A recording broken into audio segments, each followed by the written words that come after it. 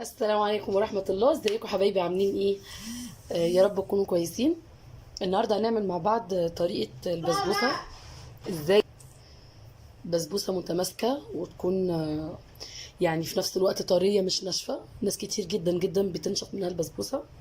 ده بيبقى سبب من الاتنين: يا اما انت الاول ما ضربتيش كويس الزبادي مع اللهم صل على سيدنا محمد السمنه وكده الاول والحاجات دي وذره والبيكنج باودر طبعا واللهم صل على سيدنا محمد والشربات دي. تاني حاجه بقى الشربات او السيرب بتاع البسبوسه، لو هو ما سكرش منك يبقى بنسبه 95% البسبوسه هتبقى حلوه. لكن لو سكر منك هو ده اللي بينشف البسبوسه. طب ازاي نعمل سيرب كويس للبسبوسه؟ لان كل حاجه بتحب يعني حاجه معينه. يعني مثلا البسبوسه بتحب شربات خفيف، الكنافه بيحب سيرب تقيل كده يعني. فالشربات بتاع البسبوسه هيبقى الميه قد السكر بالظبط، بس هنعاير بكوبايه بنفس المعيار. الميه قد السكر بالظبط، يعني احط كوبايه ونص سكر، كوبايه ونص ميه، نص ليمونه، يغلوا على النار من 5 ل 8 دقايق او 9 دقايق، خلاص خلص. ده كده جاهز عندي، وهنزل عليه بكام واحده فانيليا كده او كام نقطه فانيليا وخلاص. تعالوا بقى نشوف احنا هنعمل ايه. انا عندي هنا بوله، او هنقول المكونات بتاعتنا الاول. عندي هنا كيس بسبوسه حلو الشام، وعندي علبه زبادي بلدي، وعندي سمنه بلدي، اي سمنه بقى موجوده عندك، معلقتين سمنه بقى بلدي او اي سمنه متاحه عندك.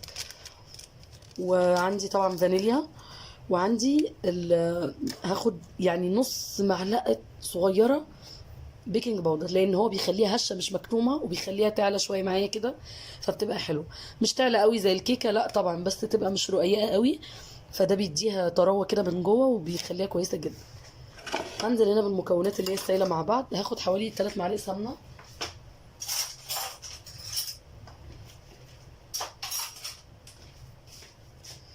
الاول هفضي علبه الزبادي،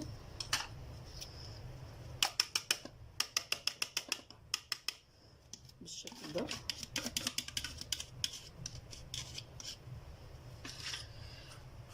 اخد الوش بتاع الزبادي ده، لان دي قشطه يعني ما بنرميش اي حاجه. واخد هنا 3 معالق سمنه، انا اعمل كده احسن. يعني ادي معلقه، 2، حطيت واحده يبقى 3، بس انا عشان بحب سمنتها كتير شويه فهتوصى يعني.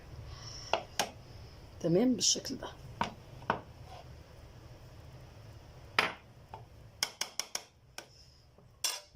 هعملهم ايه بقى؟ هقلب السمنه والزبادي الاول جدا جدا بمضرب كهربائي او بمضرب عادي، لحد ما احس ان هم يعني ارتفعوا شويه كده وبقى قوامهم كريمي كده اكتر. فانا هقلبهم كويس كده قوي وارجع لكم. بصوا قلبت المكونات بتاعتي لحد ما بقت بالشكل ده، السمنه ملهاش اي اثر. هحط بقى على المعلقه الصغيره كده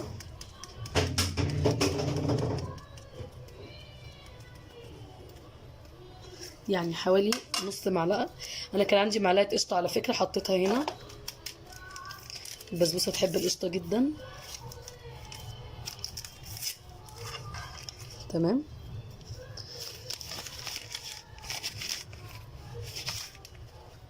بالظبط كده. بصوا نص معلقه صغيره، وكيس فانيليا،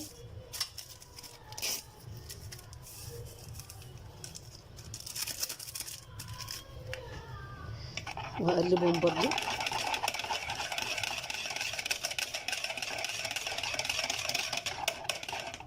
هنزل بقى بايه؟ بكيس البسبوسه، ومش هعجن، هقلب بالراحه جدا. بس هضيف هنا حاجه معلش ما قلتهاش برضو في الاول، يعني اقل من الفنجان لبن. تمام، يعني هوريكم ازاي. اه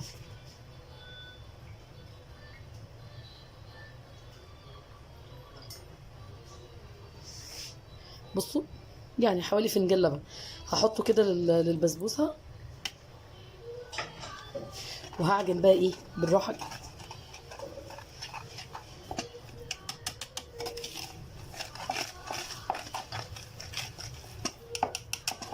المضرب بقى احسن من ايديكي. ليه؟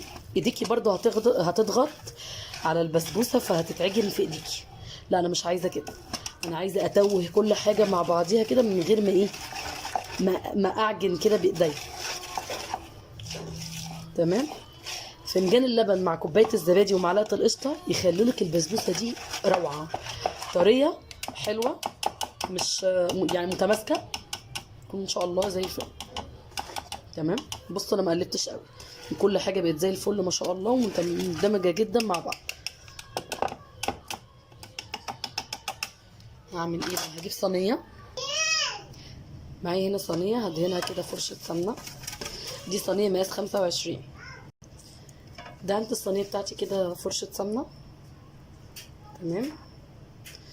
هنزل بقى بالخليط بتاعي ده. الصينيه دي مقاس 25 او 24 مش عارفه حاجه كده يعني. هو كيس واحد على قد الصينيه الصغيره دي، مع نص معلقه بيكنج باودر بيخليها لي ممتازه، ولا تخينه ولا رقيقه ولا كده. فاهمين؟ قولوا فاهمين، قولوا فاهمين وخلاص.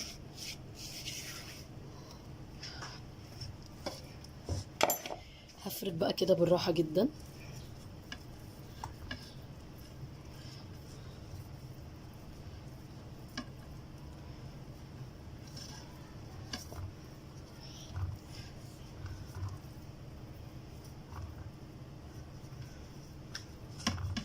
احاول ان انا اخليها كلها سمك واحد، ما مش حته رقيقه وحته تخينه.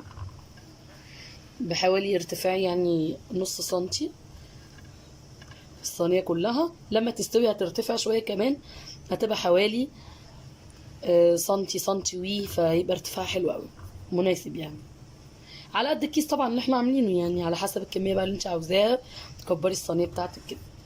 بصوا انا سويتها معاكم خالص ازاي، خليتها كلها سمك واحد اهو. هدخلها بقى فرن على درجه حراره 180 في الرف اللي في النص، لحد ما الاقي الجناب ابتدت تبقى لونها ذهبي كده، يبقى هي كده من تحت ومن الجنب لونها ذهبي. وبعدين ممكن لما الاقيها الاحراف بتاعتها كلها بقت لونها ذهبي كده اولع عليها الشوايه 5 دقايق عشان يفضل قلبها طري، وهرجع لكم تاني بقى ان شاء الله. ورجعت لكم تاني. بصوا البسبوسه بتاعتنا اهي لسه خارجه من الفرن. بصوا شايفين شكلها تحفه جدا ما شاء الله.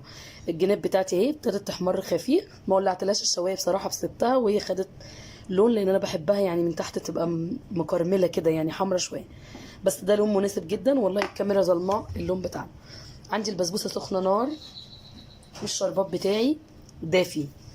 البسبوسه سخنه والشربات بتاعي دافي زي ما احنا ما شايفين كده مع بعض.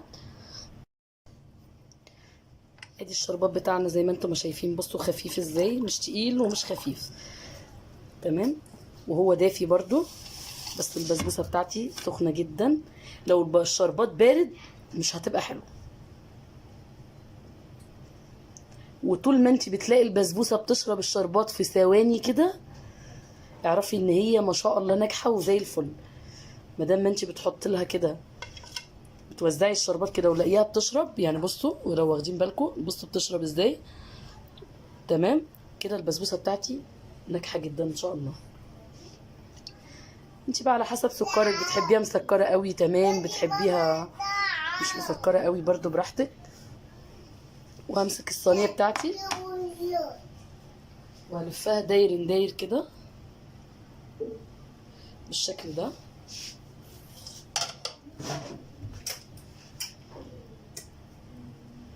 بصوا الشربات نازل ازاي.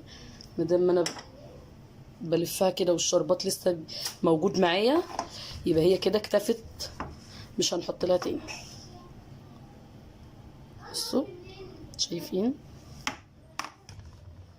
ما شاء الله جميله. بصوا يعني مش ناشفه ومش طريه، اللي هي وشها مقرمش كده برضو جميله. تعالوا كده بقى نطلعها مع بعض. بصوا هقول لكم على معلومه. لو حسيت ان البسبوسه بتاعتي وشها يعني هي طريه بس وشها مقرمش كده شويه، هعمل ايه؟ هغطيها على طول وانا لسه ساقياها، يعني هحط عليها صينيه اكبر منها كده واسيبها من دقيقتين ل5 دقايق، بعدين هرجلكوا تاني هوريكم هتبقى عامله ازاي. رجعت لكم تاني حبايبي بعد ما عينت الصينيه بتاعتي، ورجعنا مع بعد ما قطعنا البسبوسه. بصوا بوريكم قطعتها ازاي اهو. بصوا البسبوسه، بصوا جمالها عامل ازاي، والله الكاميرا ظلماها كمان يعني. عايزه اوريكم، بصوا من جوه. اوه الطبق كان هيقع معلش.